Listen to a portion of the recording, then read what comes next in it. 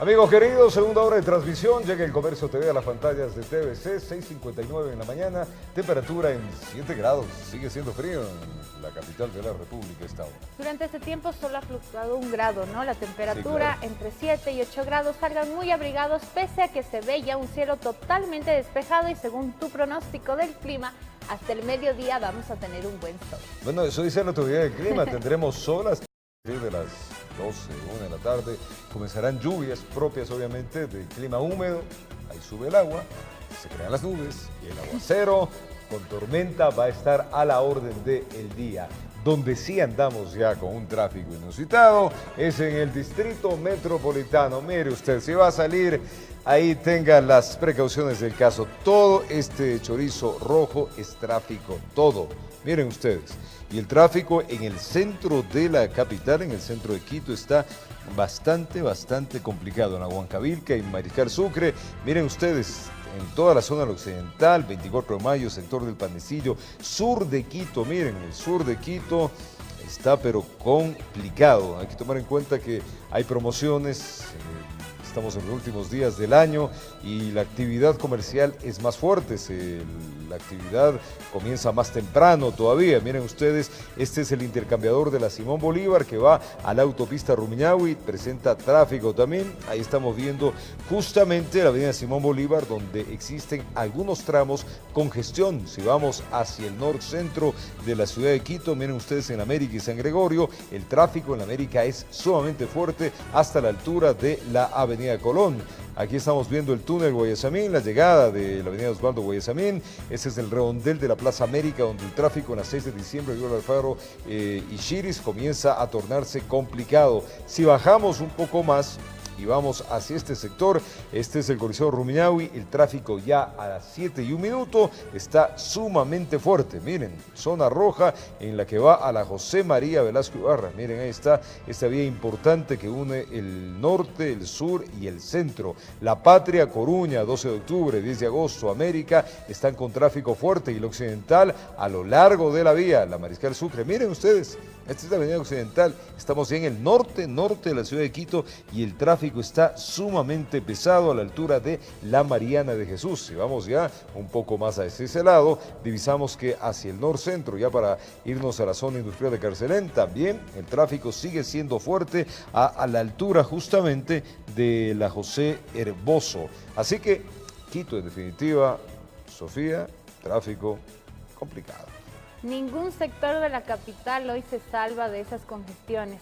Ahora, nosotros les pedimos a ustedes que al menos no utilicen el pito, respeten las señales de tránsito, las básicas, el paso cebra, los semáforos, para evitar aún mayores congestiones. Hay que tomar en cuenta que si se parquean en los costados y no respetan los semáforos, esa congestión se vuelve aún más pesada. Este es Nayón y Nayón está, no les cuento, realmente no hay día en Quito hoy día que no se nos escapa del tráfico. Así que nada, sacamos con espíritu de Navidad, sacamos con alegría. Esta es la semana donde se inician el desfilar de invitaciones de empresas, amigos, diferentes digamos, grupos en los cuales se comienza a festejar la Navidad y evidentemente no coma, pues se va a engordar.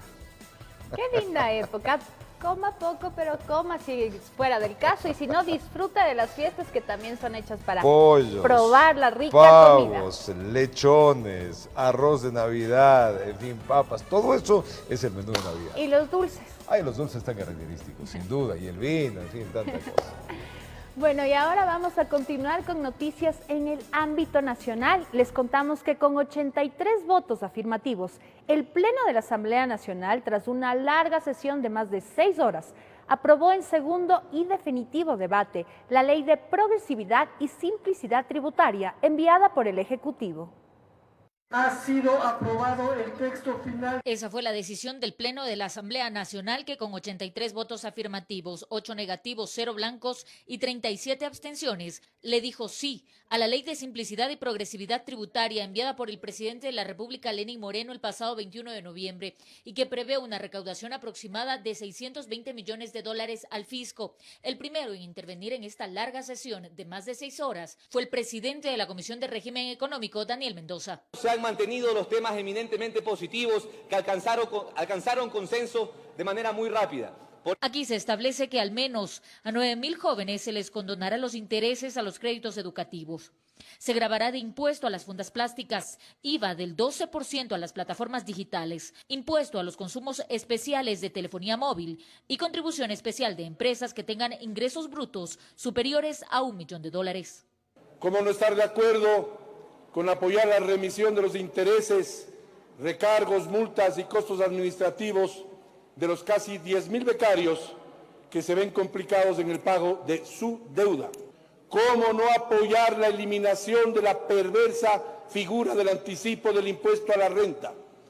Y aunque hay aspectos positivos, dijeron, desde la Revolución Ciudadana se cuestionó el proyecto. Porque por un lado, durante todo este tiempo nos han hablado de el déficit fiscal, de la situación complicada, de la falta de liquidez.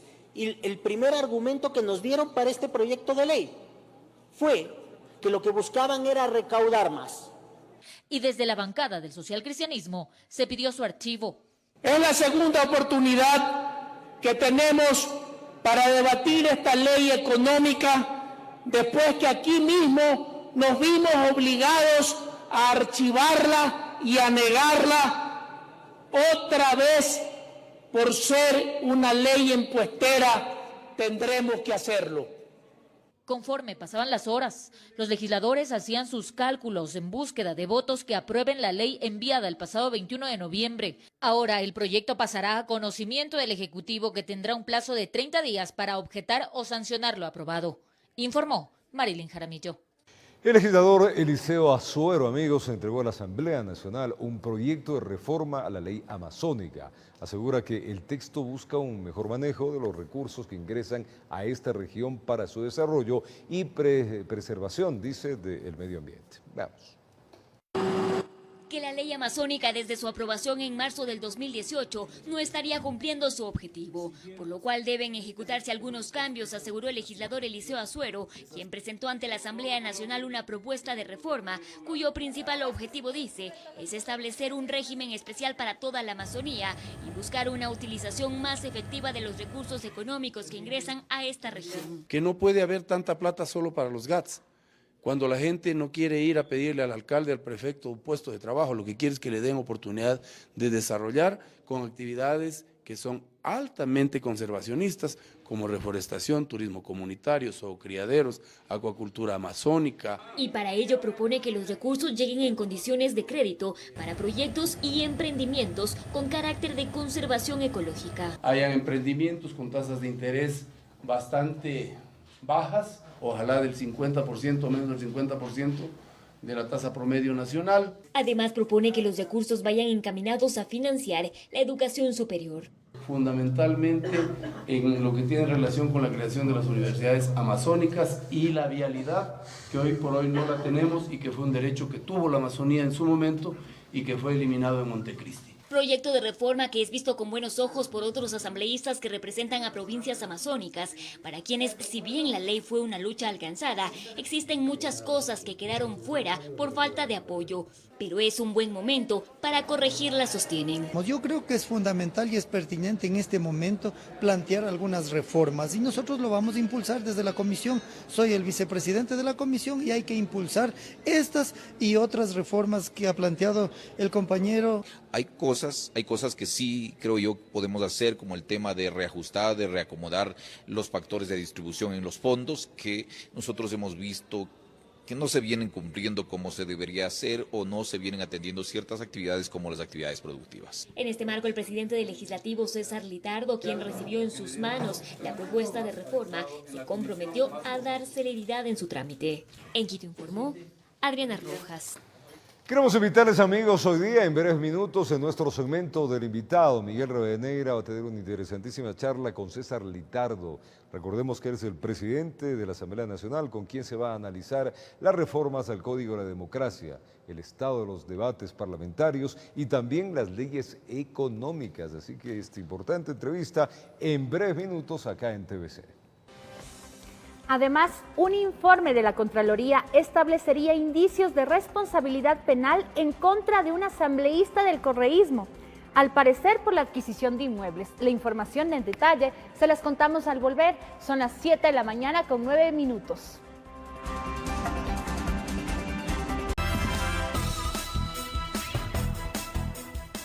gracias por su preferencia. Esto es El Comercio TV y ahora les contamos que un informe de la Contraloría establecería indicios de responsabilidad penal en contra del asambleísta del correísmo, Doris Solís, que se habría registrado en la adquisición de inmuebles de la cerrada cooperativa Coopera. Fue en octubre pasado que Dora Ordóñez, secretaria anticorrupción de la Presidencia de la República, presentó en la Fiscalía General del Estado una denuncia por el presunto cometimiento de peculado que se habría registrado en el cierre de la cooperativa Coopera. Esta vez fue citada a rendir su versión y llegó con más pruebas. Está relacionada con las funciones y las actuaciones de la exministra de Inclusión Económica y Social, Doris Solís, y actual asambleísta. En esta semana que transcurrió, hemos conocido por los medios de comunicación que la Contraloría ha determinado indicios de responsabilidad penal por $5,5 millones en la adquisición de los bienes de esta cooperativa que ya se disolvió. Ordóñez explica más sobre el informe de la Contraloría, donde se responsabiliza al liquidador de la cooperativa de haber convocado a un concurso de precios sin autorización legal. En este caso, otra supuesta irregularidad sería la transferencia de $2.2 millones. En la noticia criminis que nosotros presentamos en octubre y de la que hoy me ratificaré de manera íntegra en su contenido, se determinan las posibles acciones de peculado de la exministra Solís mientras se mantenía en sus funciones al solicitar y autorizar que se compren los bienes de Coopera en $10,2 millones. Doris Solís, actual asambleísta del correísmo, está a la espera de ser notificada por la Contraloría. Que colaboraré con la Fiscalía, he hecho llegar también mi punto de vista, mi apreciación por escrito. Lo único que yo hice como ministra del MIES en el mes de enero del 2014 fue una resolución administrativa autorizando que el Instituto de Economía Popular y Solidaria, que es adscrito al MIES, participe en un concurso público de licitación de los bienes de la cooperativa que quebró por los malos manejos de sus socios. Informó Héctor Romero. Vamos a contarles, amigos, que el juez Iván Saquicela dictó sobreseimiento a favor de la ex asambleísta Sofía Espín y la abogada Yadira Cadena. Esto después de que la Fiscalía se abstuviera de acusar a las mencionadas por tentativa de fraude procesal. El juez no declaró ni maliciosa ni temeraria la acusación particular. La Fiscalía investigaba a Espín y a Cadena por la visita en octubre del 2018 a Jessica Falcón, recordemos, la exagente de inteligencia, para que en su versión no involucre al expresidente Rafael Correa en el secuestro de Fernando Balda. Y quedó suspendida la audiencia de apelación a la sentencia por el delito de lavado de activos en contra del exministro Iván Espinel y 3 personas más. La diligencia se efectuó en una de las salas de la Corte Provincial del Guayas. A las 8:15 de la mañana de este lunes se instaló la audiencia de apelación a la sentencia que recibió en mayo pasado el exministro de Inclusión Económica y Social, Iván E., quien fue condenado a 10 años de cárcel por el delito de lavado de activos. Luego de 9 horas, la diligencia quedó suspendida. La audiencia está suspendida, las partes todavía no terminan sus presentaciones en cuanto a sus apelaciones. Aunque la Fiscalía se ratifica en su pedido. La calidad en la que se acusó fue de coautores y no de cómplices, y esa es la posición de Fiscalía. Ahora habrá que ver qué decisión toma el tribunal. La defensa de Iván E. y los otros 2 procesados plantearon pedidos de recusación y de excusas en contra de los magistrados. Hemos demostrado que la argumentación de la Fiscalía está fuera de contexto. Hemos demostrado que no existe ni nunca ha existido origen ilícito en el patrimonio del doctor y en consecuente es imposible que exista lavado de activos. Sin embargo, la decisión de la sala no fue bien recibida por los abogados, quienes optaron por abandonar la audiencia, por lo que los magistrados pidieron la presencia de un defensor público. La diligencia se reinstalará este martes 10 de diciembre a partir de las 8:15 de la mañana. Informó Carlos Julio Gurumendi. Es tiempo de una pausa acá en nuestro noticiero y le vamos a contar que la prefecta de Pichincha, Paola Pavón, ahora ya cuenta con vacaciones, 11 días desde este día lunes, para dar tiempo a no ser removida de su cargo. Estas y otras informaciones al retornar acá en nuestra visión del Comercio TV, en la señal de TVC. 7:18 en la mañana, 8 grados centígrados. Quito tiene algunas nubes en Distrito Metropolitano y en otros sectores cielo azul. Maneje con cuidado. Ya regresamos.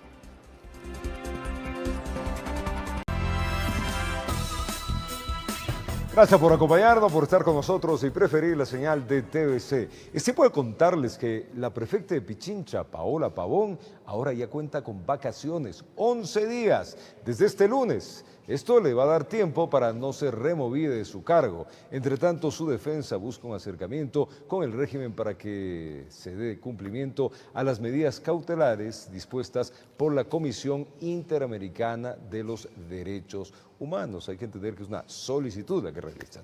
Veamos. Este 8 de diciembre culminó la licencia que Paola Pavón, prefecta de Pichincha, solicitó tras su detención acusada de instigar a la rebelión por las protestas de octubre.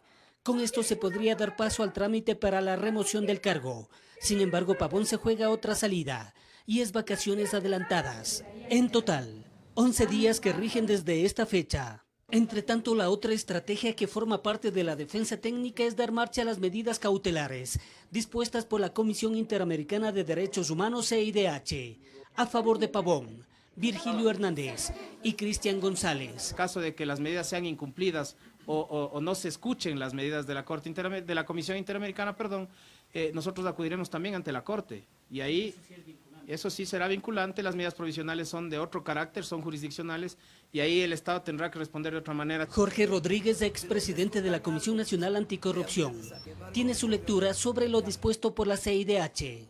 No es vinculante. O sea que el Estado ecuatoriano puede o no puede darlo por aceptado. Sin embargo, yo creo que ya hoy día vence el plazo y básicamente le daremos la mano a la CIDH. Les diremos que en un montón de casos se demoran 2, 5, 10 años y que ahora quieren hacerse los que se apuran. En realidad es un organismo que se burocratizó. Por eso, del lado de la prefecta, no quieren perder tiempo. Con la justificación emanada de las medidas cautelares, vamos a solicitar ante la jueza de garantías penales de este proceso la revocatoria de la prisión preventiva dentro del marco de lo que establece el Código Orgánico Integral Penal y nuestra propia Constitución. Son secuelas judiciales de una protesta que caotizó al país, informó Héctor Romero.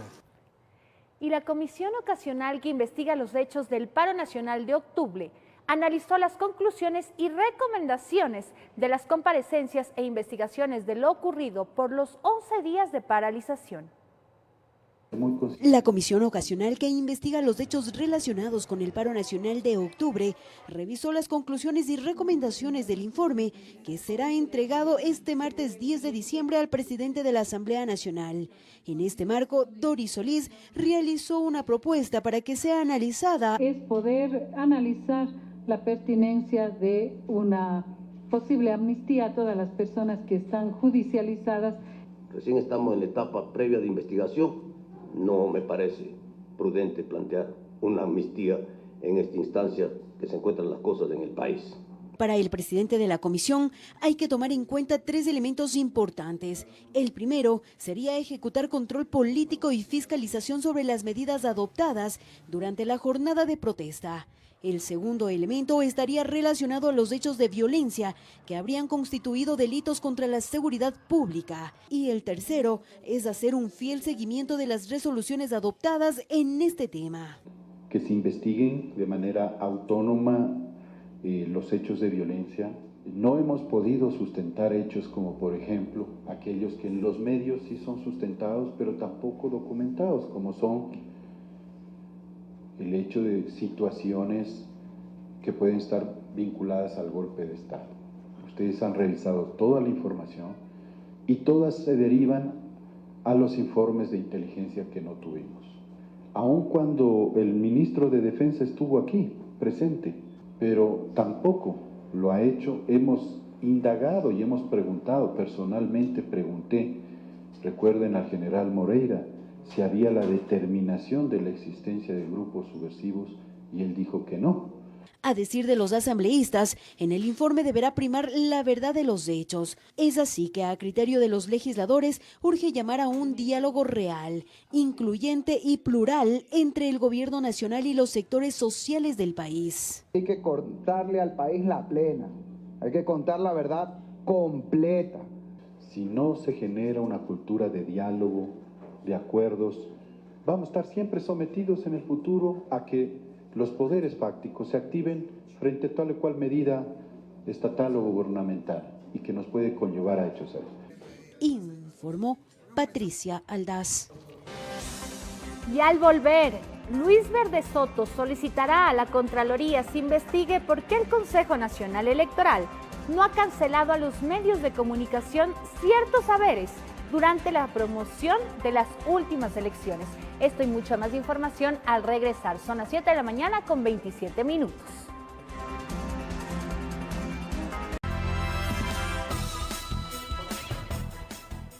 Y ahora les contamos que Arte para Todos es el nuevo proyecto gubernamental que busca fortalecer las expresiones artísticas y culturales del país. El presidente Lenín Moreno visitó el barrio La Tola en el centro histórico de la capital como parte de la agenda de actividades para impulsar esta iniciativa. Cada rincón del país conserva a través de su gente un sinnúmero de historias que incentivan a muchos para continuar con el desarrollo de expresiones culturales. Había una tienda de Don Angelito, ahí venía Benítez y Valencia a practicar. Julio Jaramillo vino acá a La León y a la esquina de los 4 radios. En el sector de La Tola, en el centro histórico de la capital, existen artistas y artesanos que sueñan con que su sector recupere su espíritu.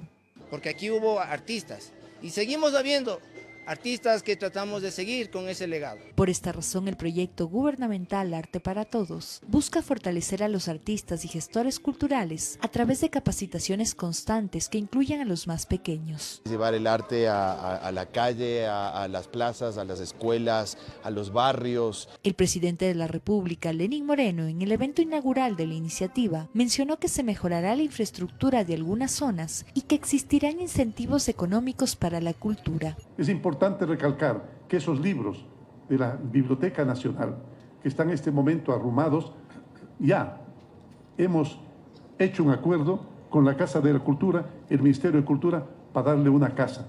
Para Arte para Todos nosotros también hemos creado créditos productivos y varias reformas tributarias que ayudan al trabajo de artistas, creadores, museólogos, bibliotecólogos, etcétera, etcétera. La inversión de la primera fase será cerca de $2 millones, monto que se destinará para la literatura, artes plásticas y visuales, musicales, además de multidisciplinarias, informó Sofía Vintimilla.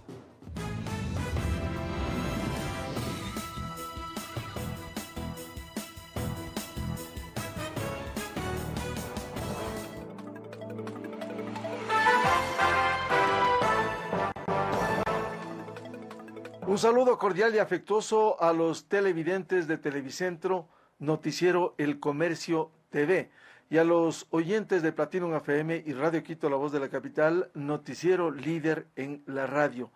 Siempre será importante la rendición de cuentas y por ello queremos agradecer la presencia del señor presidente de la Asamblea Nacional, César Litardo, para hablar de temas importantes vinculados con la Asamblea.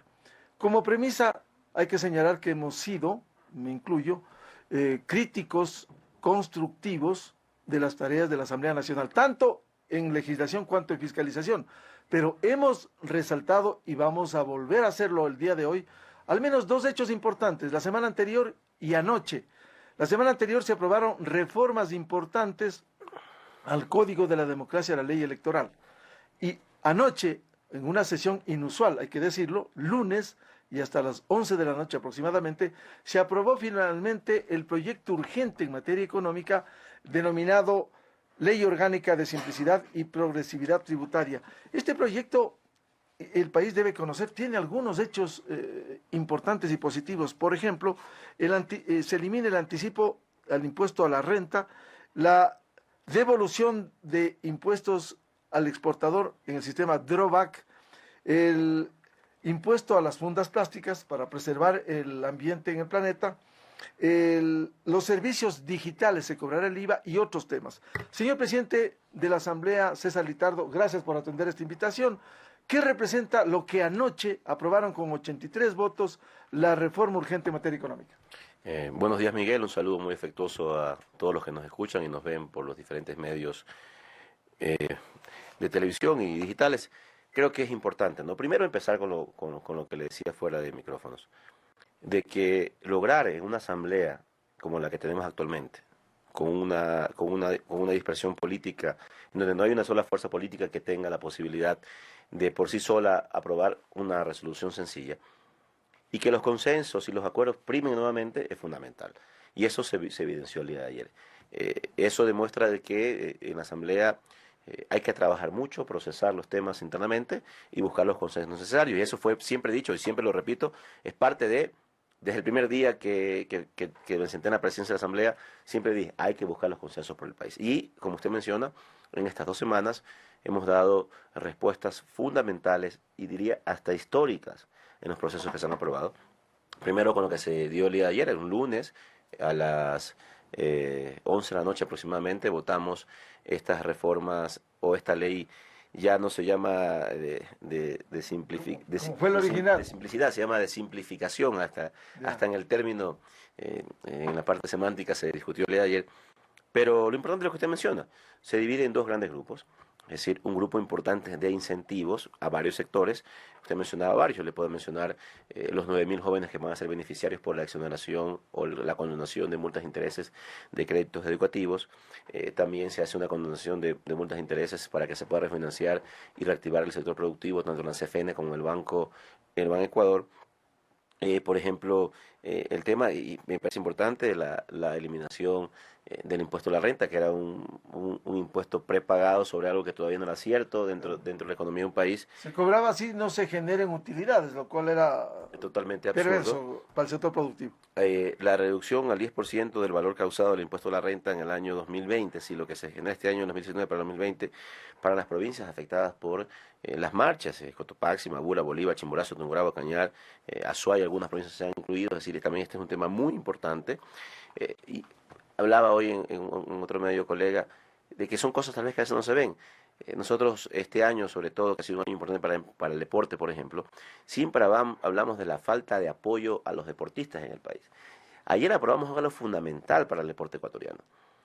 En principio, la ley establecía que las empresas que auspician, que patrocinan a un deportista, solo podrían deducir del impuesto a la renta un 20%. Ayer no solamente que hemos aprobado el 100%, ayer hemos aprobado en la Asamblea Nacional que una empresa que apoya a un deportista pueda deducir el 200% de su aporte del impuesto a la renta. Es decir, que si una empresa aporta con un auspicio de $1.000 a un deportista, cuando va a hacer su declaración de impuesto a la renta, lo consideraría el doble, $2.000. Así que también hay un importante sector del deporte que se va a beneficiar. Así que son varios ámbitos, y el otro ámbito es el tema tributario, que como usted ha visto, esto no ha generado mayor ruido, ha sido un tema netamente progresivo, porque al final, en la difícil situación económica que se encuentra el país, pedimos solidaridad de los que más tienen. Y por ejemplo, una empresa que factura $1 millón al año, va a pagar una contribución única por 3 años seguidos del 0.01%, que equivale en la realidad a $1.000. Es decir, que una empresa que factura $1 millón va a hacer una aportación única anual de $1.000, que me parece que es totalmente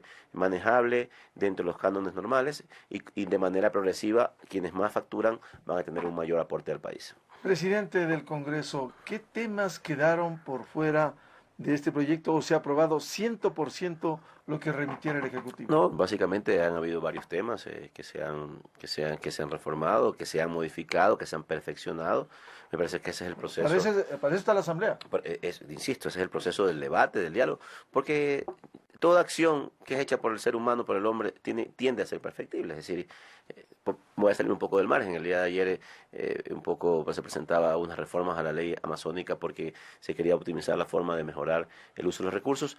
Significa que cualquier ley tiene esa capacidad de ser perfectible, por lo tanto nosotros hemos recibido aportes, hemos recibido varios comentarios, y en ese sentido hay cosas que se han mejorado, hay cosas que se han eliminado y hay cosas que se han incluido de acuerdo un poco a la posición de algunos asambleístas y de algunos temas que son relevantes para el país. El Parlamento está para hablar. Ha sido difícil conseguir los 83 votos. Usted como presidente de la Asamblea logró lo que antes, alzando la mano, 100 asambleístas del correísmo votaban y aprobaban pato o gallareta, lo que se dice comúnmente. Hoy hubo consenso, ¿se logró armonizar esto?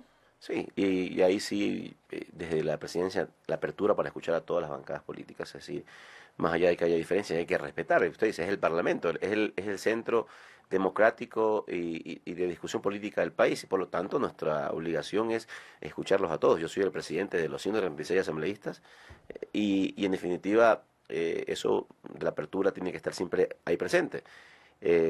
Pasamos con el Código de la Democracia, nos demoramos, una vez que cerramos el debate, unos 15 días aproximadamente en revisar textos, en buscar que los términos sean los correctos, de que estén los acuerdos como tienen que ser, y eso permitió la aprobación de ese código como tal. Y también el día de ayer, más allá de que la ley ya vino mucho más sencilla, mucho más clara, mucho más progresista en relación a la primera que tuvimos en la Asamblea, pero estos aportes, y agradezco a cada uno de los jefes de bancada, a los que apoyan y a los que no apoyan.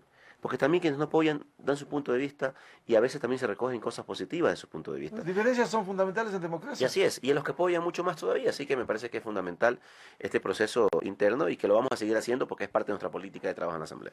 ¿Cuándo va el proyecto al Ejecutivo para su pronunciamiento y si usted espera la aprobación tal como se ha hecho, más allá del recurso constitucional que tiene el Ejecutivo de vetar total o parcialmente? Este proyecto partió con un hecho importante cuando el presidente de la República se reunió con los jefes de bancada. ¿Qué espera usted de este proyecto? Sí, eso es importante destacarlo, esa apertura del Ejecutivo, esa reunión creo que marcó un antes y un después. Yo le he mencionado varias veces al señor presidente de la República que será importante no solamente por esta ley, sino cada cierto tiempo sentarnos con los diferentes jefes de bancada para poder hacer una pequeña agenda del país. A veces dice, si bien es cierto, hemos dado muestras claras de la independencia de funciones que tiene que tener la Asamblea con los otros entes, pero también todos somos el Estado y el Estado tiene un paraguas integral y eso nos obliga a todos trabajar de manera coordinada en estos procesos. Yo le pongo un ejemplo sencillo sobre esto. El fin de semana estuve en una visita en Manabí y varios de los sectores de Manabí se manejan en este proceso de comunas dentro de Manabí y en algunos sectores de la costa sobre todo. Y el Estado está lanzando un programa de apoyo crediticio a tasas preferenciales. Pero, por ejemplo, las comunas no pueden hipotecar sus tierras, sus bienes. Entonces, ahí entra el trabajo de la Asamblea para que podamos buscar una reforma a la ley de comunas que permita generar este tipo de procesos en beneficio de la ciudadanía en este sector. Es decir, por eso es que es importante que los dos o todo el Estado trabaje de manera integral como tal, respetando sus independencias. En ese sentido, es importante que nos sentemos, tal vez ya ahora la primera semana de enero, con el señor presidente, todas las bancadas, y hagamos una planificación de priorizaciones de temas en la Asamblea y de leyes que vayan en beneficio del país como tal. No hay ningún problema en hacerlo, porque al final, en este tema de la ley económica urgente, tuvimos un acompañamiento del Ejecutivo un poco en función de asesoramiento, en términos técnicos, en términos legales, en términos económicos, que es importante, y de la mano fuimos construyendo esta ley que se aprobó el día de ayer. Señor presidente de la Asamblea, Código de la Democracia y la reforma aprobada la semana anterior. Si bien inicialmente se presentó un proyecto mucho más ambicioso entre tantos, como fue el del consejero Luis Verde Soto, se ha destacado los contenidos. Por ejemplo, el que no sigue ese espectáculo deprimente del arroz verde, del caso Sobornos 2012-2016, que se procesa en la Fiscalía y en la Justicia ecuatoriana, para que haya mayores controles. En resumen, ¿qué le deja a usted como presidente de la Asamblea las reformas al Código de la Democracia? Bueno, nos deja un sentimiento de haber cumplido en este proceso con el país, y este fue mucho más relevante. Salvo el método de asignación de escaños, todos los demás articulados fueron aprobados casi por unanimidad de todos los bloques, indistintamente de quienes... Más de 160 artículos, hay que decirlo, ¿no? Así es, y es una reforma sustancial que la divide en dos partes. Yo vengo de la provincia de Los Ríos, como usted conoce, y fue una de las provincias más afectadas en los temas electorales en las últimas elecciones. 78 días después del día de las elecciones se entregaron las credenciales en algunas autoridades en mi provincia, mucho después de la fecha tope que es en mayo para poder entregar las credenciales. Así una de las reformas es a la justicia electoral. Una de las reformas fue la justicia electoral porque había muchos vacíos que hacían que algunos abogados que defendían algunas causas electorales apliquen estos argumentos y hagan mucho más lento el proceso de que el Tribunal Contencioso Electoral pueda hacer su trabajo. Entonces, eso ya está blindado, hemos acogido las observaciones por parte del TC. Y lo otro son temas que tienen que ver con transparencia, que usted mencionaba, en donde vamos a tratar de blindar a un 100% la posibilidad de recursos ilícitos en las campañas electorales. ¿Cómo lo hacemos? A través de la creación de una especie de organismo de control multiinstitucional, de la Fiscalía, la UAFE, la Contraloría, que permita ir verificando en tiempo real los recursos que se dan en las campañas electorales. Se bancarizan los aportes de campaña, que es importante. Y monetizan, claro, y tendrán que reportar cada 15 días.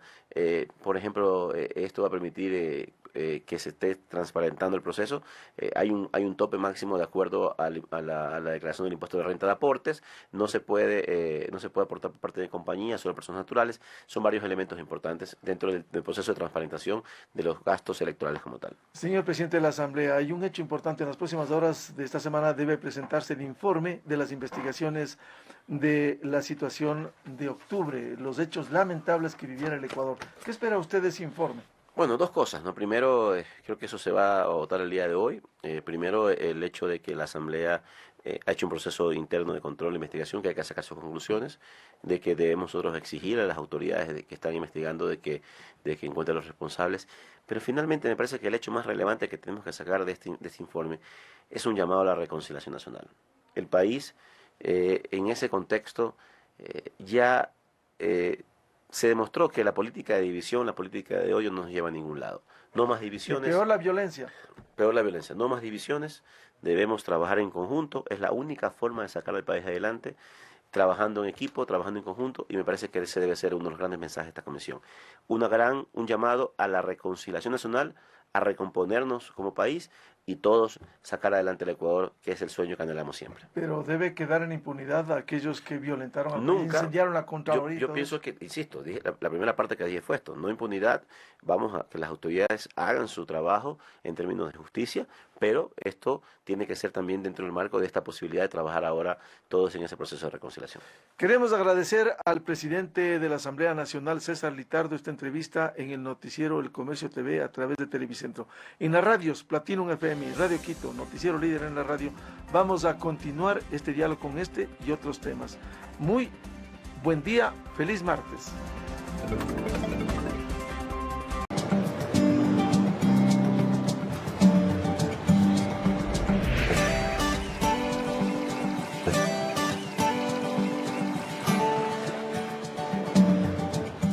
Tiempo de contarles algo rico en esta parte de conocer nuestro Ecuador y gastronómicamente es extraordinario. Las tortillas de trigo hechas en tiesto y al carbón. Bocato di cardinale, como diría uno de los chefs. Esto es parte de la cultura gastronómica de nuestro país, pero ¿saben de dónde? De un rincón divino que se llama Riobamba. Este suculento platillo es oriundo de la ciudad de Guaranda. De sus coterráneas pues han llegado a la Sultana de los Andes para deleitar un poquito de ese sabor especial. Así que si quieres saber más, no se pierda este reportaje. Vamos. Doña Alicia Martínez no ha dejado de amasar la harina de trigo para convertirla en una exquisita tortilla rellena de queso originaria de la ciudad de Guaranda. Cuenta que se ha radicado en Riobamba y va 5 años con su emprendimiento. Por lo general siempre la gente ya dice, no, estas sí son de Guaranda, porque sí es de hecho como es aquí, por lo general hacen en gas, pero no, nosotros tenemos la diferencia que hacemos en carbón. Es un legado de su madre, quien también ofrece las tortillas hechas en tiesto y asadas al carbón, siendo esto lo que brinda un sabor diferente. Aquí especialmente nos reconocen es por lo que hacemos en carbón. Hacemos en carbón con harina de trigo pura y el queso también traído de la ciudad de Guaranda. Los ingredientes como el queso y la harina traen de Guaranda. Dicen que su trigo es blanco, lo que le da el toque a su tortilla, que solamente al mirar su textura da ganas de probarla. La harina de allá es que es blanquita y es pura, o sea, es pura, aquí no es mezclada ni nada. Y el queso es que, por ejemplo, aquí el queso de aquí no aparece en la tortilla, especialmente cuando usted saca del tiesto y le ponen la paivita y el queso desaparece en la tortilla. En cambio el queso de Guaranda no, por más que esté fría la tortilla, el queso está ahí. Alicia dice que con su negocio puede sobresalir y les invita a que apoyen a su emprendimiento. Esto es lo que mantenemos a nuestros hijos, les damos de comer y con esto subsistimos, sí. Este es nuestro trabajito de día a día que se sale a hacer. El café pasado y endulzado con panela no puede faltar para degustar de las deliciosas tortillas de Guaranda. En Chimborazo informó Darwin Altamirano.